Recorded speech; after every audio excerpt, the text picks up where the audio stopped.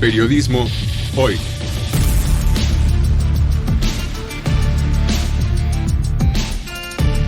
Avatares, riesgos y transformaciones del oficio de informar.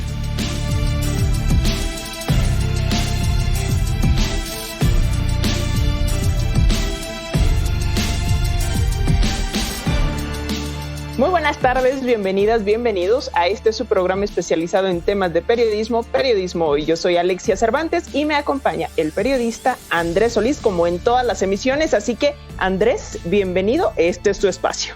Como siempre, mi querida Alexia Cervantes, un placer compartir contigo estos micrófonos a través de las diferentes frecuencias de Radio Educación, en la radio abierta, a través de las ondas hertzianas o a través de las ondas digitales en diferentes plataformas de la Internet.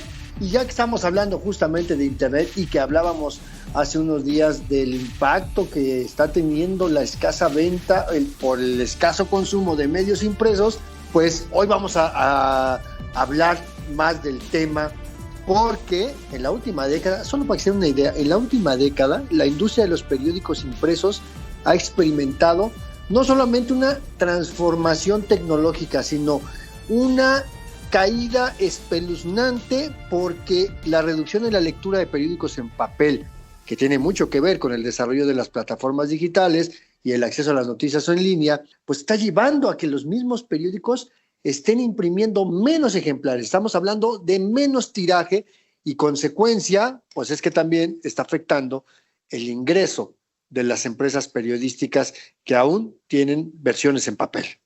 Y bueno, entre broma y no tan broma, pero la verdad es que pues muchos ya compramos periódico nada más para limpiar los vidrios, Andrés, y pues consumimos esta prensa escrita a través de otros medios.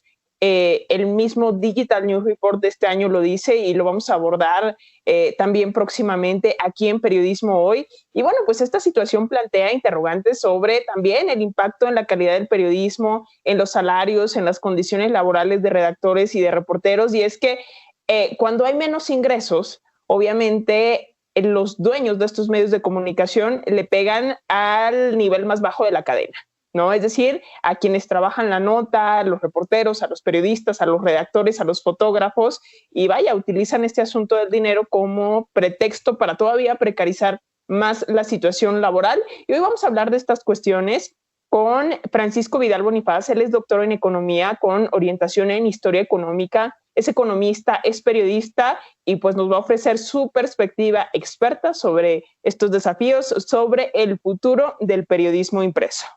Así es, porque de verdad que esta frase que en algún momento el estudioso de la comunicación Humberto Eco decía que los días de los periódicos impresos estaban contados, pues se está acercando cada vez más. Y déjame recordarte una anécdota muy divertida. Un colega periodista en el puerto de Lázaro Cárdenas, en Michoacán, me decía, pues yo no me preocupo, yo soy famoso en Japón.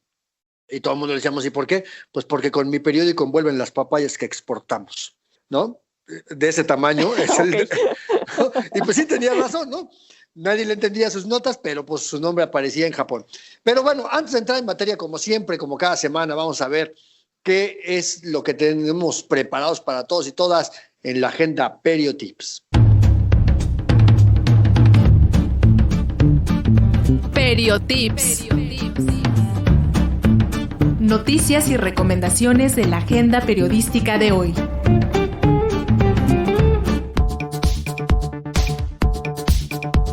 Iniciamos con nuestras recomendaciones. Artículo 19 te invita a participar en su convocatoria Guardianes de Internet. Está dirigido a personas o colectivas creadoras de contenido, comunicadoras, periodistas, defensoras de derechos humanos, activistas y personas que pertenecen a la academia y medios digitales. El objetivo es apoyar la producción de contenidos creativos para comunicar y advertir sobre el impacto de que Internet esté dominada por unas cuantas empresas tecnológicas, quienes tienen el poder de decidir cómo compartimos y accedemos a información en línea. Las inscripciones estarán abiertas hasta el 31 de julio. Para más información, visita la página web www.articulo19.org. La Escuela de Periodismo Carlos Septién García te invita a participar en su curso Periodismo Integral 360 Grados.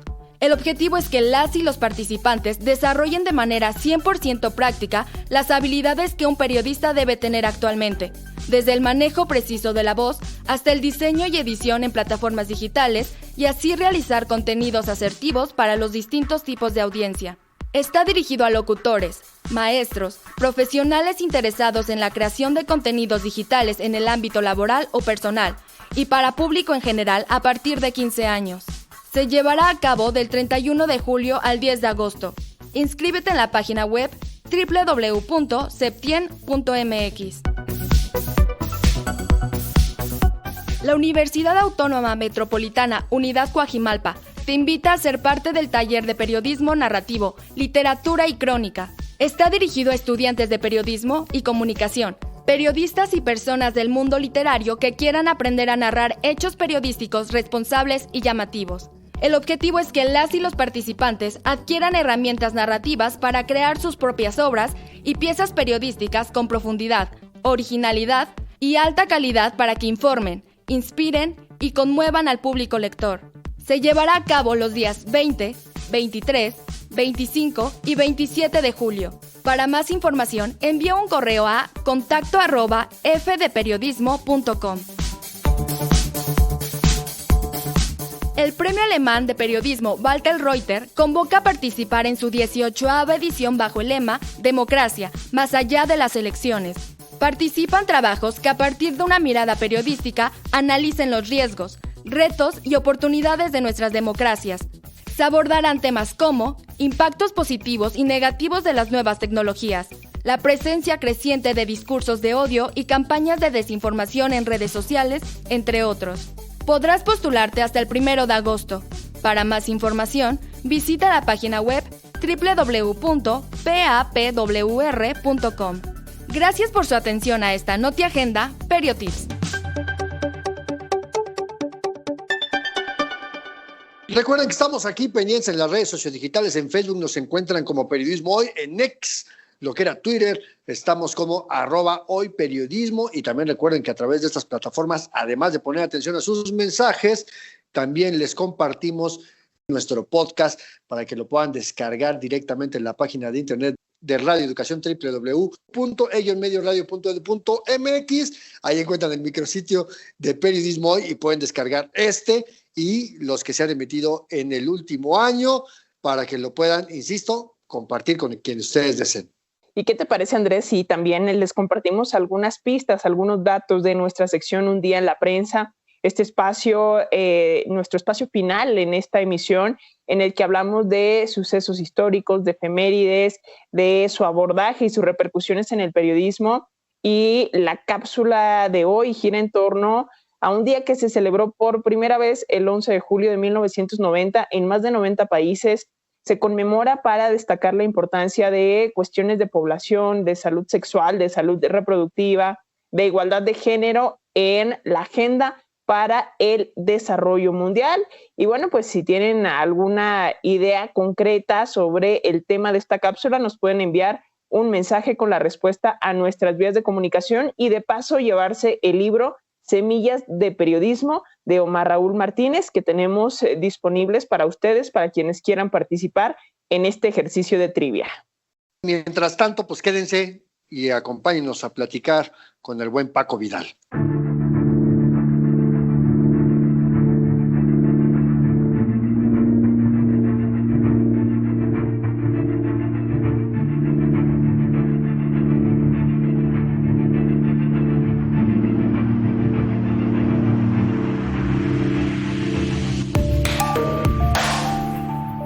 En la última década, la industria de los periódicos impresos ha experimentado una transformación significativa. La reducción en la lectura de periódico de papel, impulsada por el auge de las tecnologías digitales, el acceso a las noticias en línea, ha llevado a una disminución en los tirajes y, consecuentemente, pues, en los ingresos de estos medios tradicionales. En 2015, la mitad de los lectores mexicanos consumía periódicos en papel. Para este 2024, solo el 18% lo hace. Este es un dato, es el resultado de la encuesta del módulo sobre lectura del Instituto Nacional de Estadística y Geografía, un estudio levantado en los primeros días del mes de febrero pasado. Y para profundizar en torno a esta situación, hoy nos acompaña Francisco Vidal Bonifaz. Él es doctor en economía con orientación en historia económica, es economista, es periodista y como siempre nos da mucho gusto tenerlo por acá con las audiencias de Periodismo Hoy aquí en Radio Educación. Paco, ¿cómo estás? Bienvenido. Muy bien, buenas tardes a todo el auditorio de Radio Educación y muchas gracias por la invitación a ti, Alexia, y Andrés. Como siempre, Paco, es un placer tenerte aquí en esta cabina y poder platicar sobre estos temas que a ti te han interesado, no de ahora, desde hace mucho tiempo, prácticamente desde que nos conocemos. Paco siempre ha estado muy metido en este tema de cómo funciona la economía de los medios, porque aparte tienes una maestría en periodismo económico, que eso también hay que decirlo. Y déjame preguntarte, ¿por qué la gente ya no lee periódicos? Podemos imaginar muchas razones, pero así, en general, ¿cómo es que tú llegarías a esta conclusión? Pues yo creo que como muchos problemas sociales, el que la gente vaya abandonando el papel periódico tiene varias explicaciones. Se me ocurre primero que el portador de noticias en papel es una tecnología obsoleta. Ya no me acuerdo si son 300 o 400 años que estamos leyendo noticias o contenidos en un papel cuando hay muchas formas ya de acercarse al mismo contenido. El segundo problema creo es que los periódicos mexicanos tuvieron muy poca preocupación y muy poca fortuna en crear audiencias. No se enfocaron a generar causas de lectores. Yo me acuerdo mucho que el Wall Street Journal en Estados Unidos tenía un camioncito que iba a las escuelas primarias, algo así, y les enseñaba a los niños cómo se hacía un periódico, y ahí empezaba a traerlos, o los programas en escuelas de periodismo. El tercer lugar es la falta de profesionalización. Esto ya ha sido crítico en estos últimos años, con la enorme improvisación del periodismo y que le aporta muy poco al lector. Y por último, la relación con el Estado. Yo creo que lo que ha sido veneno puro para los periódicos en México es esa perniciosa relación con el Estado mexicano, que durante muchos años se tradujo en mucho dinero, sobre todo para los grandes medios, y el abandono del público, que los periódicos no le hablan al público, le hablan al gobierno, y entonces ¿por qué lo habrían de leer? Pero creo que lo fundamental es una causa técnica y cultural, ¿no? Porque también paradójicamente creo que se consumen noticias como nunca antes en la historia. Totalmente, porque digo, a final de cuentas no solamente disminuye la compra, ¿no? La lectura de periódico en papel, sino en general creo que de los formatos en papel. Hablábamos previo a iniciar esta entrevista de las posibilidades de ahora comprarte un libro electrónico, un Kindle, y no volver a comprar nunca más un libro de papel, que además pesa mucho, que estorban, que ya no cabe uno más en el librero. Entonces también es, como bien dices, hasta cierto punto un cambio cultural. Pero Paco, déjame hacer también un poquito de historia, porque antes este asunto del papel, el papel era un tema de conflicto y de control en los medios de comunicación mexicanos, ¿no? O sea, a final de cuentas, si no te vendían papel, Pipsa, esta empresa, pues no salías al día siguiente, ¿no? ¿Quisieras contarnos un poquito de esto? Yo creo que ahí hay que dividirlo en tres grandes etapas. En el origen, Pipsa surge como un cártel para enfrentar a otro cártel. Estaba el cártel del papel periódico y las 2 o 3 principales fábricas estaban aquí en el sur, en Loreto y Peñapobre, lo que ahorita son centros comerciales. Controlaban el abasto de papel y manipulaban muchos de los precios de los del papel periódico. Esto hace crisis durante el gobierno del presidente Cárdenas. El presidente Cárdenas busca resolverlo asociándose con los principales medios de la capital y crear una empresa mixta. Pipsa fue productora e importadora de papel S.A., fue en su origen una empresa mixta. Incluso tenía una duración un poco pequeña, porque era crear un cártel para enfrentar al otro cártel. El problema es que nunca se resolvió el asunto del papel y, sobre todo desde Ávila Camacho, esto empieza a torcerse. Pero déjeme decirle que hubo muchos años en que la mayoría de los votos más importantes de Pipsa no eran del Estado, eran de El Excelsior, del Universal y de la cadena García Balseca. ellos eran los que tenían votos muy importantes. Por ejemplo, en 40 y tantos, en plena guerra mundial, hay un problema muy serio otra vez de abasto de papel, y alguien que lo sufre muy importante era el periódico del Partido Comunista que se llamaba La Voz de México. Y hay muchas presiones para Ávila Camacho para decir por qué le están quitando el papel al periódico del Partido Comunista. Y los que responden a una petición de información de Ávila Camacho y quien firma el memorándum son, sí, el director de PIPSA, pero el representante del Excelsior, el Universal, ellos son los que responden. Entonces, esa es la segunda etapa. Y la última etapa ya es años más acá, donde los periódicos se retiran y PIPSA queda en manos del Estado y sí ya se convierte abiertamente en un mecanismo de control directo sobre el abasto de papel para los periódicos. Lo sufrían las publicaciones que estaban en contra. Por ejemplo, la revista ¿Por qué? Lo más común es que no le abastecieran papel, ¿no? En los 60s, en la época del 2 de octubre, toda esa época. Entonces, a veces hacemos tabla rasa y los fenómenos como es de este tipo son un poco más complejos a lo largo de la historia. Esa es la historia que yo puedo contar. Pero aquí hay otro tema importante, porque uno era el suministro de papel para garantizar la producción en una época donde los medios de información pues se movían de diferente manera, Paco. Es decir, la radio no privilegiaba contenidos periodísticos. Eso ya viene a ser un poquito ya después de los años 60, 70 para acá y propiamente en los 70 con Radio Red. Y la televisión tampoco veía la información como un tema fundamental, ¿no? Los noticiarios de televisión pues también fueron una cosa más de la segunda mitad del siglo XX. Entonces, el consumo de noticias a través de la prensa escrita, pues era, digamos que como que un hábito de consumo, por así decirlo, parte de la canasta básica intelectual, si así lo queremos llamar, pero que se ha transformado precisamente con esta evolución de la tecnología y que también influyó en este modelo perverso del modelo empresarial de los medios de depender de la publicidad oficial para mantener su circulación. Entonces también el tema de la publicidad tiene que ver, ¿no? Sí, el tema de la publicidad, pero no solo la publicidad, sino varios mecanismos de traslado de dinero del presupuesto público a los impresos. A ver, la publicidad, obviamente en los 20 no había mucha publicidad, pero entiendo que empieza a aparecer la publicidad de la Lotería Nacional. Si queremos estudiar la historia de la publicidad oficial, vamos a tener que agarrar la Lotería Nacional, porque es una constante. Y anunciar los premios y anunciar los sorteos pues era importante, y una forma importante de informar a la población era a través de los medios impresos. Entonces, eso se empieza a desarrollar desde los 20. El primero que intenta centralizar y tener una política respecto a los medios coherentes es el general Cárdenas, pero lo hace ya como a mediados de su sexenio, con la creación del Departamento Autónomo de Prensa y Propaganda.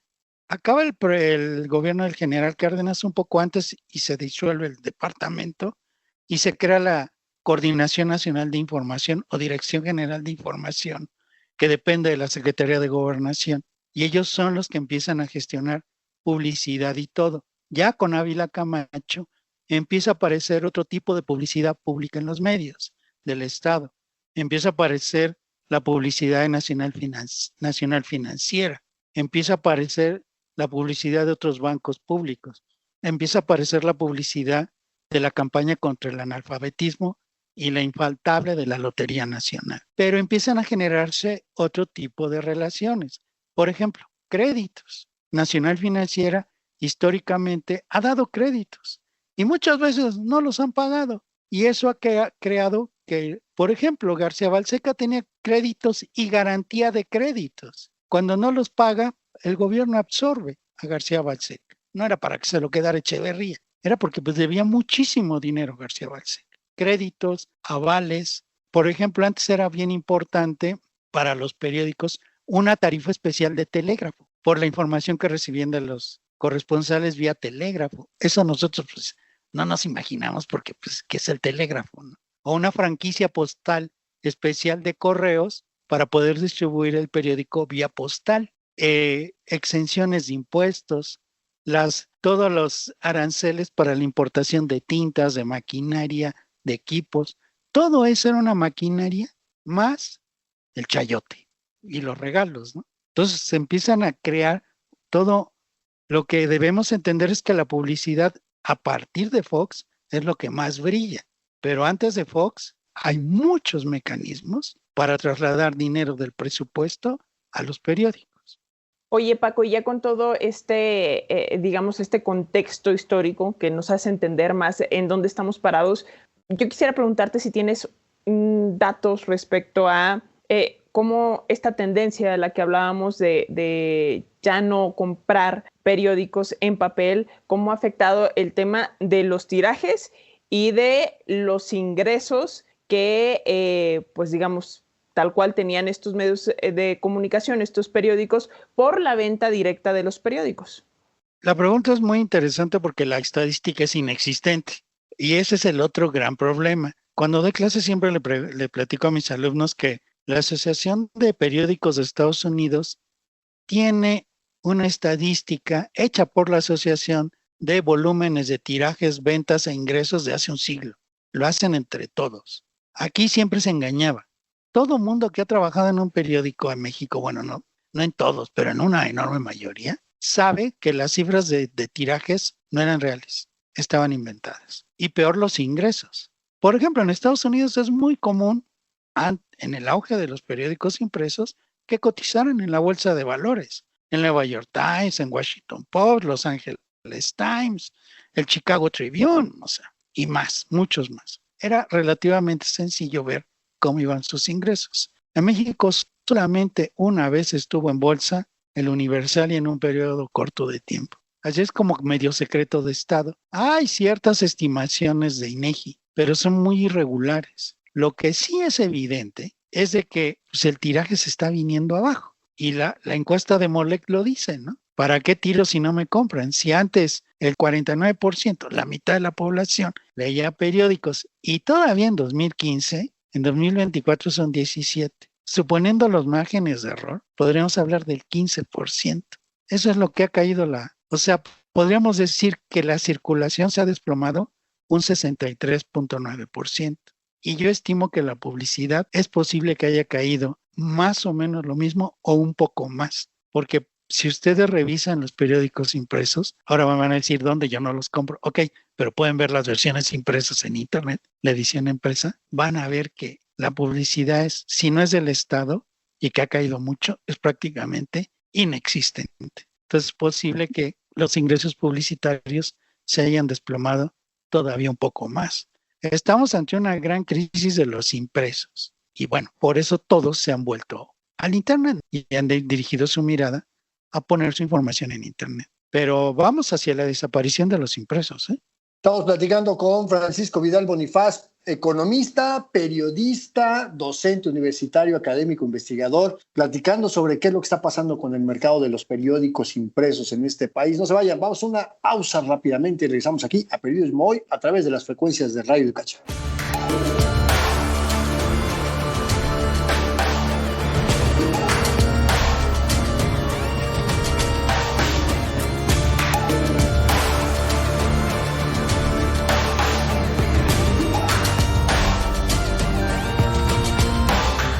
Ya saben que a mitad de nuestra conversación hacemos una pequeña pausa para recordarles nuestras vías de comunicación. En Facebook nos encuentran como Periodismo Hoy y en X estamos como @hoyperiodismo y allí podrán encontrar más información sobre los temas que abordamos en este programa y más pistas para nuestra sección Un Día en la Prensa, Andrés. El tema de la cápsula de hoy gira en torno a una conmemoración que tuvo por primera vez su verificativo el 11 de julio de 1990, pero que fue una gran conmemoración porque a nivel mundial se celebró en 90 países, una iniciativa que surgió del Fondo de las Naciones Unidas y que pues, la Asamblea General de la ONU decidió instaurar este día precisamente pues para que podamos hacer conciencia de lo que hacemos como personas que habitamos este planeta y que tiene que ver mucho precisamente con cómo nos desarrollamos y cómo convivimos con nuestro entorno inmediato, que es este planeta que nos tocó vivir. Si tienen alguna idea sobre el tema en concreto de esta cápsula, pues mándenos un mensaje con la respuesta a nuestras vías de comunicación. Mientras tanto, seguimos platicando con Paco Vidal y el futuro del periodismo impreso.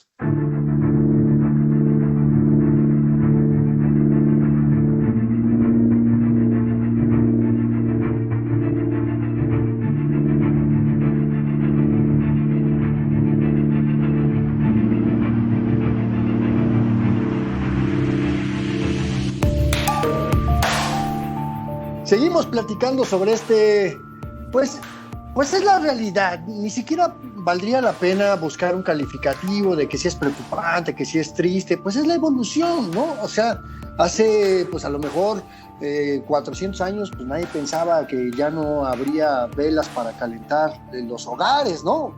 O cuando antes se usaba aceite de ballena en lugar del queroseno y después la energía eléctrica, pues esto es parte de la evolución, ¿no, Paco? Pero hay un tema interesante, querer culpar solo a la tecnología, porque si así fuera, pues también la radio y la televisión, que también enfrentan sus propias crisis, pero es diferente, ¿no? O sea, no es solo culpa de la tecnología, y tú al inicio del programa hablabas mucho de la mala calidad del periodismo que se hace en los periódicos, cuando a lo mejor deberían de apostarle a la generación de contenidos de mayor profundidad, más analíticos, y dejar la nota del día para los medios más inmediatos, ¿no? Sí, pero creo que hay tres para lograr eso. Primero, que no saben que ese es su problema. Segundo, que dónde está el periodista profesional que va a hacer eso. Y tercero, que regresar al redil a las audiencias que han perdido no va a ser nada sencillo. Yo lo veo en la facultad, o sea, los muchachos están cada vez más descorazonados en la opción de periodismo. Saben que va a haber malos salarios, malos tratos, y además hay un gran problema en México. El periodismo no está profesionalizado. Se está atentando contra el derecho a ejercer la profesión y nadie dice nada. Cuando llega una persona improvisada a una redacción o a una estación de radio o televisión y ejerce el periodismo, está atentando contra el derecho que tiene la persona que ha estudiado 4 o 5 años para ejercer eso. Y eso es inaudito. Y ¿saben qué es lo peor? Que ni las escuelas de comunicación nos quejamos. Entonces, ¿cómo en esas condiciones pensar en un periodismo de mejor calidad? Es muy complejo lo que está pasando en México, y yo creo que los últimos años, sobre todo el gobierno del presidente López Obrador, y especialmente las elecciones, es una prueba profundamente dura de que algo está mal en el periodismo mexicano. Y lo peor, una semana después, vuelven a lo mismo. Entonces, ¿qué podemos hacer? Tratar en las escuelas de enseñarles a los muchachos los mejores estándares. Déjame te interrumpo porque ahorita me hiciste recordar un flyer de publicidad de la Escuela de Periodismo Carlos Cetín García, que presumía como un gran logro que un influencer sea su egresado, un influencer que dice estupidez en la red y que no hace periodismo, y lo presumen como un gran logro, llamando a la juventud a que se inscriba a estudiar periodismo. O sea, si esto lo hace la escuela de periodismo más, entre comillas, prestigiosa del país, pues ¿qué podemos esperar del resto, no? Hay una confusión total, ¿no? Yo creo que los que han privilegiado más las redes, los que luego hablan más de los influencers, son los periodistas.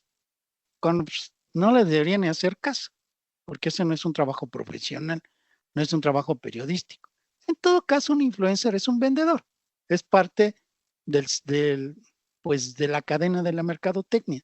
Y está bien, si quiere vender, pues que venda hasta su alma, no hay ningún problema. Pero no los confundamos. Mira, tiene que ver un poco incluso con el llamado periodismo color rosa o de espectáculos. Eso no es periodismo. El principio base del periodismo es que hablemos de hechos. Y en enorme cantidad de veces se ha comprobado que ellos hablan no de hechos, sino de invenciones. Eso no es periodismo y lo ponemos como periodismo. Ese fue el otro gran problema de los periódicos, que cada día publicaban menos periodismo. Cada día había más publicidad, cada vez había más periodismo rosa, cada vez había más opinólogos, que tampoco es periodismo. La opinión no es periodismo, es opinión. En su nombre lleva su sentido. Entonces, hay una confusión tremenda en México de todas esas situaciones. La semana pasada tuvimos una sesión académica con estudiosos de España y les decíamos, es que aquí no está profesionalizado. No lo entendían y no estaban enterados, por supuesto. Oye, Paco, fíjate, un dato que tengo aquí a la mano y espero que muy pronto podamos abordar de este tema aquí en Periodismo Hoy, y es este asunto de la publicación, como lo hace cada año el Instituto Reuters, la publicación del Digital News Report, ¿no? Sí. Y tal cual dice, siguiendo la tendencia global, el consumo de noticias en México decreció en los medios tradicionales, así como en todas las plataformas de redes sociales, excepto TikTok. Y yo no estoy tan segura de que aquello que aparece en TikTok, o al menos no, habrá cosas que sí, pero en su gran mayoría, en mi experiencia, de que eso justo otra vez sea periodismo en 30 segundos o tal vez menos. ¿Cómo ves esta parte al calor pues de toda esta discusión, ¿no? De lo que hablamos, del tema central, de que la gente pues no está ya comprando periódicos en papel y que es algo que pues va a desaparecer, ¿no? Fíjate que es bien interesante porque el reporte también habla de la confianza en las noticias. Entonces, en México llegó a haber en el 2019, 50% de los entrevistados tenían confianza en las noticias. En este año, 35%.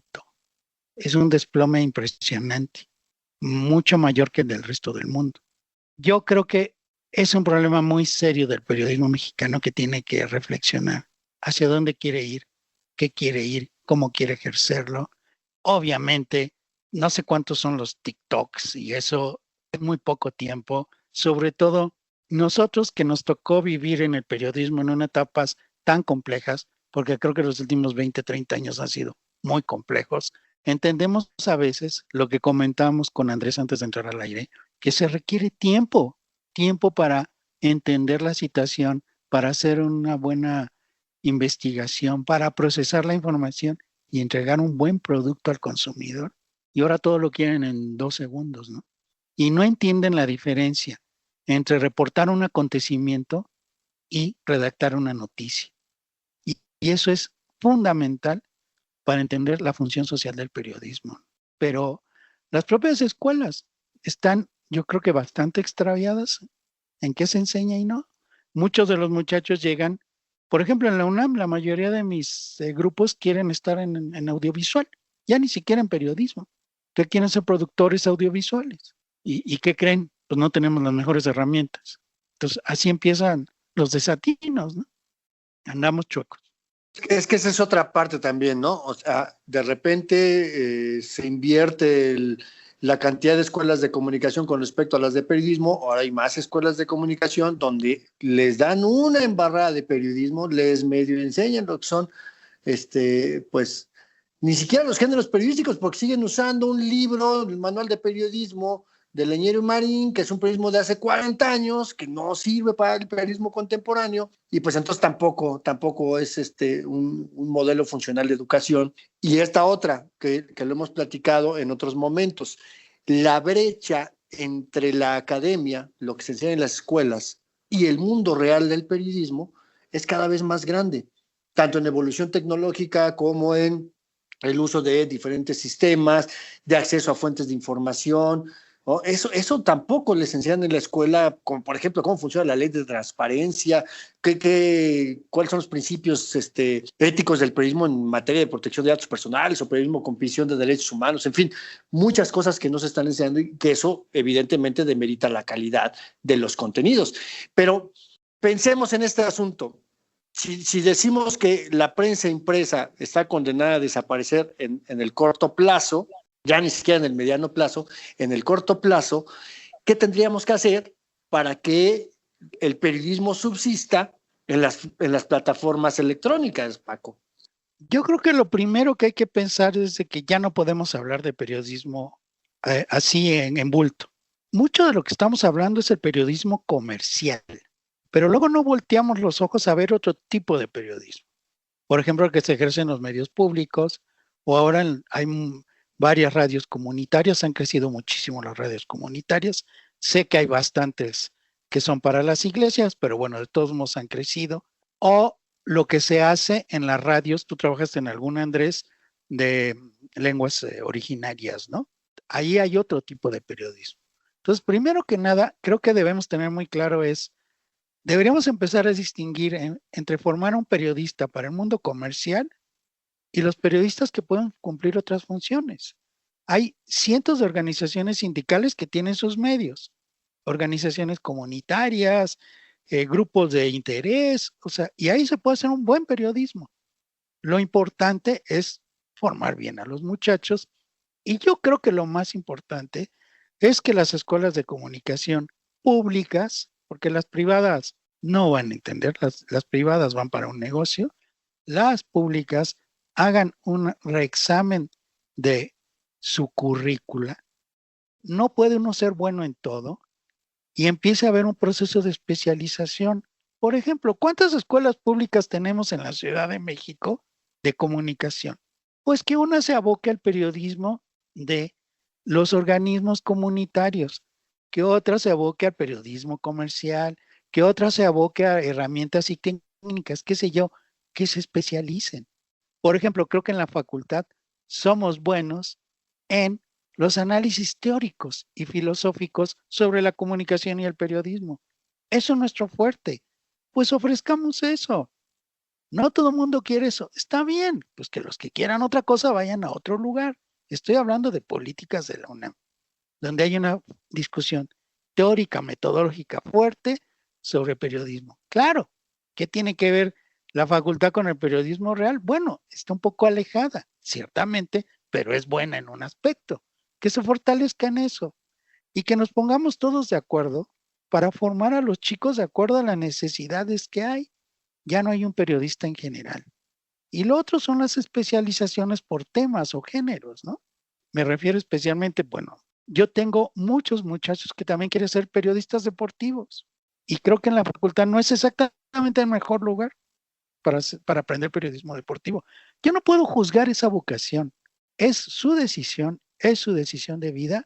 Nosotros lo tenemos que apoyar. Entonces, démosle la mejor formación, como tú dices, que incluya no solo pues los aspectos más obvios de su especialidad, sino los aspectos generales del ejercicio, como son problemas éticos, como son problemas de administración de recursos, somos malísimos para administrar, y las leyes, la legalidad en las que nos movemos, por supuesto un mejor manejo del lenguaje, estamos muy mal en eso, entonces hay mucho trabajo que hacer. Creo que se requiere una profunda reorientación de la educación en comunicación y periodismo. Totalmente, ¿no? Y también este aspecto que ya mencionábamos en algún momento de la conversación, de que pues estos nuevos periodistas pues cuenten con salarios dignos, porque cuando los ingresos de un medio de comunicación se ven mermados, a los primeros a los que les pegas pues son a los de al nivel más bajo de la cadena, ¿no? A reporteros, a redactores, a fotógrafos, y a ellos son a los que les empiezas a apretar el cuello, y no en otras áreas o no en las propias ganancias de los dueños de estos medios de comunicación, de estos periódicos. Pero pues de esto tendremos que seguir platicando, Paco Vidal, si nos lo permites. Hoy ya se nos terminó el tiempo, pero muchísimas gracias por estar por acá con nosotros hablando pues del futuro del periodismo, ahora con la inminente desaparición de los periódicos en papel, y pues bueno, a lo que viene y a tratar de aportar de la mejor manera soluciones para que se haga un buen periodismo en México. Al contrario, Alexia, el agradecido soy yo. Me despido de la audiencia de Radio Educación y otra vez gracias a ti y a Andrés por la invitación.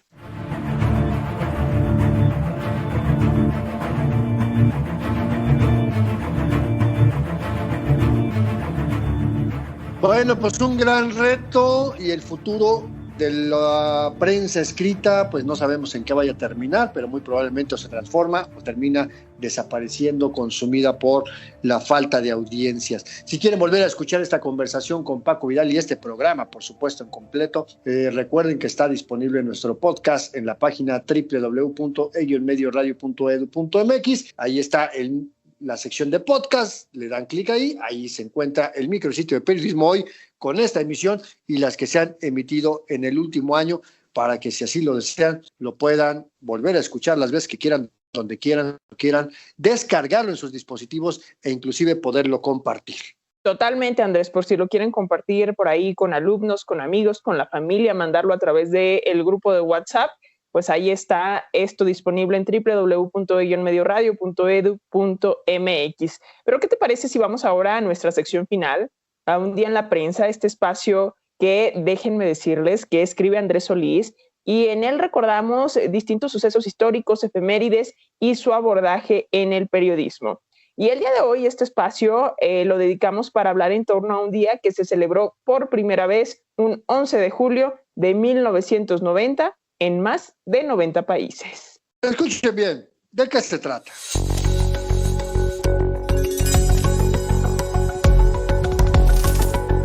Un día en la prensa. Las grandes noticias que han hecho historia.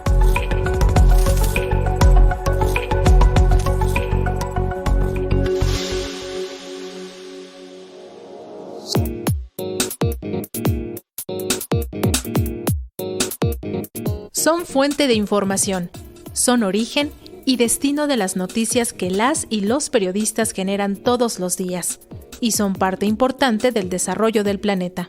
A partir de 1990, se conmemora esta fecha para entender la relación que como personas tenemos con nuestro entorno. Se trata del Día Mundial de las Poblaciones.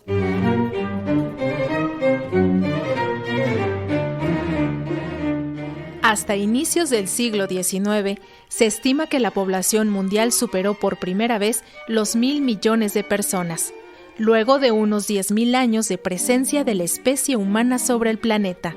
Sin embargo, bastaron solo 200 años para que alcanzáramos los 8.000 millones de personas habitando el mundo, con el impacto que esto tuvo en nuestro propio entorno. La primera revolución industrial de finales del siglo XVIII, la acelerada evolución tecnológica y el desarrollo de la ciencia han sido factores importantes para elevar la esperanza de vida en mejores condiciones. De ahí que las personas pudieran vivir más, tener acceso a satisfactorios que mejoraron su calidad de vida, y por eso la población creció sin control, especialmente en las naciones más pobres. Para entender la evolución y la relación de las personas con su entorno y el impacto de sus acciones sobre el medio ambiente, el Programa de las Naciones Unidas para el Desarrollo propuso crear el Día Mundial de las Poblaciones. Conmemorar esta fecha tuvo su origen en 1987, cuando el 11 de julio se realizó un evento especial en la ONU para destacar que la población había alcanzado sus primeros 5.000 millones. De esta forma, el Consejo General de las Naciones Unidas determinó que a partir de 1990, cada año se conmemoraría esta efeméride, en la que inicialmente participaron 90 países del mundo, incluyendo México, que en aquel año llegaba a los 81.2 millones de habitantes. En menos de 20 años, la población mundial llegó a los 7.000 millones de personas, apenas en la primera década del siglo actual. En menos de 10 años, seremos 1.000 millones más. El Día Mundial de las Poblaciones ha tenido un impacto relevante determinando la política poblacional, y en el camino han estado presentes medios y periodistas. Días antes, en la fecha y los días posteriores al 11 de julio, la prensa del mundo destaca las cifras, los datos estadísticos sobre el desarrollo de las poblaciones y sus cambios en el mundo. Temas de pobreza, salud sexual y reproductiva, migración, impacto de las guerras y los conflictos internos se muestran como causas y consecuencias de los cambios de las poblaciones del mundo. Incluso los medios retoman los datos globales para luego analizar su evolución en sus propias naciones, entidades y hasta localidades.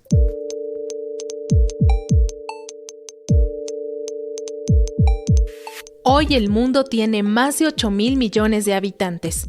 La tasa de crecimiento es de 83 millones de personas al año y el tema sigue y seguirá estando en la agenda de los medios. La fecha ha contribuido para profesionalizar a los medios en el mejor manejo de datos y estadísticas, así como para el periodismo de soluciones con propuestas para atender a esta inalcanzable evolución humana y el daño que sigue provocando al medio ambiente.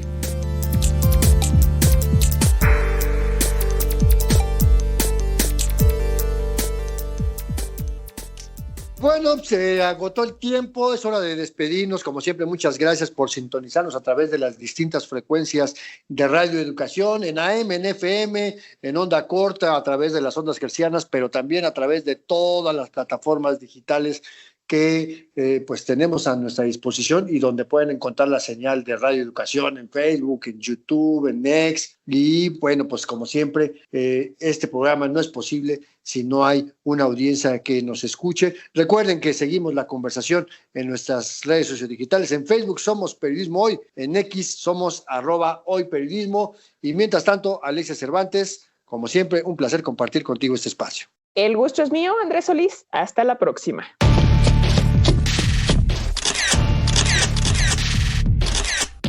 Periodismo Hoy. Periodismo es publicar lo que alguien no quiere que se sepa. Todo lo demás son relaciones públicas.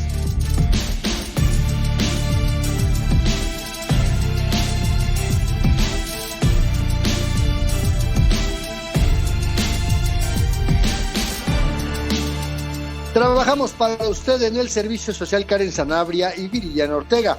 En la edición digital, Alejandro Ramírez. La musicalización de Óscar Solís, Edith Rojas en la asistencia de producción.